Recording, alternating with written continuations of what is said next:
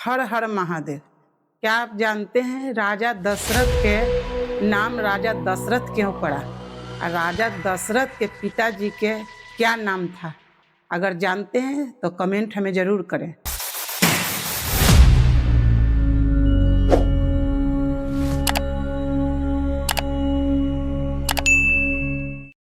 राजा दशरथ जी के पिताजी का नाम था अज। अज अयोध्या के राजा थे। उनको कोई संतान नहीं था। महादेव के परम भक्त थे।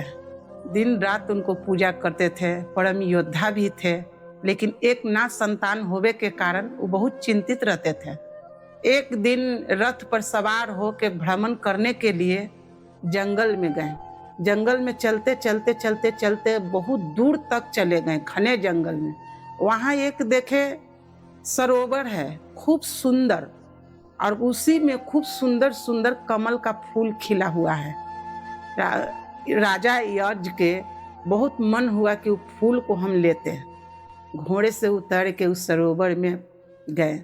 जैसे जैसे फूल के तोड़ने की कोशिश करें, फूल आगे बढ़ते जाए, कभी इधर हो जाए, कभी उधर हो जाए, कभी उधर हो जाए। राजा आज बहुत परेशान हो गए। तब जाके आकाशवाणी हुआ कि राजन, इस फूल को आप नहीं छू सकते हैं। राजा आज बोले कि क्यों? तो आप निसंतान हैं। राजा आज घोड़े पर सवार होके घर पर चले आए और बहुत चिंतित होके महादेव के मंदिर में शिवलिंग के पास बैठ गए। रोने लगे कि हे महादेव, सब कुछ दिए हैं हमको, लेकिन एक संतान के बिना हम हीन हैं। क्या हमें संतान सुख नहीं मिलेगा? उनका मन में बहुत प्रश्न चल रहा था, बहुत परेशान थे। यही सब सोचते सोचते जब बाहर निकले तो एक संत उनके दरवाजे पर आए। तो बोले कि हमको कुछ भिक्षा दो बाबू। बोले कि भिक्षा? तुरंत लेकर आए सोना के थाली में खूब सोना के मोहरा, सोना चांदी जेवर सब। बोले कि नहीं, ये हम नहीं लेंगे। काहे? ये प्रजा का धरोहर है। तो फिर क्या लीजिएगा? तो जो आपका अपना है। तो मेरा अपना क्या है? तो अपने गले से बहुमूल्य हार निकाल के दिए। लेकिन नहीं राजन, ये नहीं लेंगे। तो फिर क्या लीजिएगा?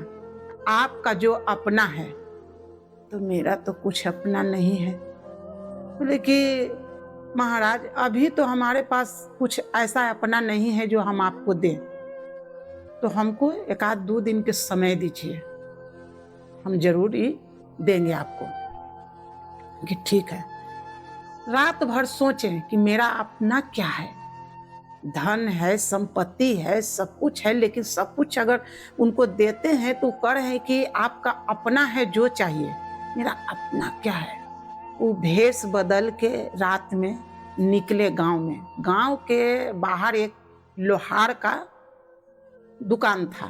उसी दुकान में जाके और रात भर राजा लोहा पीटे, उस सुकुमार शरीर, फिर भी रात भर आग में लोहा को धिकाए, मार हथौड़ा से उसको पीटे। जब भोर हुआ तो वहां से मिला उनको एक सिक्का।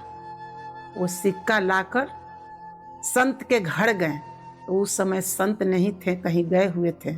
संत के पत्नी के दे दिए कि कल साधु महाराज आए थे हमारे यहाँ, तो वो कह रहे थे कि कुछ अपना दो, लेकिन हमारे पास अपना नहीं था। आज एक सिक्का मिला है, ये हम आपको ला के दे रहे हैं। तो संत के पत्नी थी, वो बहुत खुशी से पैसे को ले लिए। जब संत आए तो खुशी से एकदम हंस के बिहस के, स्वामी, जिसके दरवाजे पर आप गए थे कल भिक्षा मांगे, आप लौट आए थे, वो एक सिक्का देकर गया है। बोले कि दिखाओ। दिए। हाथ में लेकर जमीन पर पटक दिए। एकदम क्रोध में जमीन वहीं फट गया। जमीन से निकला सोना के रथ। एक रथ निकला आकाश में चल गया, 2 रथ निकला आकाश में चल गया, 3 रथ, ऐसे ऐसे करके 9 रथ निकला और सब आकाश में चल गया। जब 10वां रथ निकला तो उनके दरवाजे पर वो रथ रह गया। उस रथ में कुछ सुंदर सा सलोना सा एक बालक था। संत समझ गए कि कोई साधारण बालक नहीं है, ये दिव्य बालक है। वो बालक को गोद में उठाए और राजा अज के महल में लेकर गए।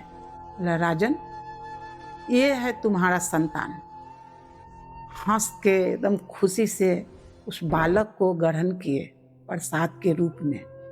बोले कि जो तू अपना दान दिया था हमें, उसी के बदले ईश्वर तुम्हें ये दिए हैं। तो इसी से नाम उनको पड़ा राजा दशरथ, यानी 10 दिशा में रथ पर सवार होके भ्रमण करने वाला। इसी से उनका नाम पड़ा राजा दशरथ। तो इससे हम सबको क्या सीखना चाहिए? राजा निसंतान थे, लेकिन फिर भी उदास रहते थे, लेकिन अपना कार्य नहीं छोड़ते थे। उतना सुकुमार, उतना वैभव, उतना मतलब राजा को तो किसी चीज का कमी होता नहीं है, लेकिन फिर भी जब समझ में आया ये चीज कि संत मांग रहे हैं मेरा अपना चीज, तो अपना क्या हो सकता है? तो जब तक हम सब अपना से मेहनत नहीं करेंगे किसी विषय पर, चाहे घर का विषय हो, चाहे समाज का विषय हो, चाहे अपना शरीर का विषय हो, तो जब तक हम मेहनत नहीं करेंगे हमको कोई फल नहीं मिलेगा।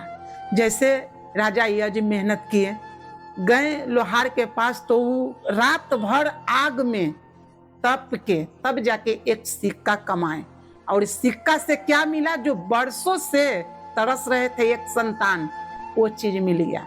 हम सोचते हैं कि हमको इतना कुछ देने से किसी को क्या भला हो जाएगा, लेकिन हम ये नहीं जानते हैं कि अगर हम अपना मेहनत का रोटी जब हम खाते हैं और उस रोटी में से एक टुकड़ा के लिए भी किसी के बारे में सोचे, जो असहाय व्यक्ति है, जो एकदम लाचार है, जैसे कुत्ता है, बिलाई है, गाय है, कौआ है, कोई आपका दरवाजा पर चल आया, वो मांग रहा है आपसे कुछ, उसको कभी नकारिए मत। इसी का नाम है भक्ति। हम लोग भक्ति कहते हैं कि पूजा मूर्ति को करेंगे, यही भक्ति है।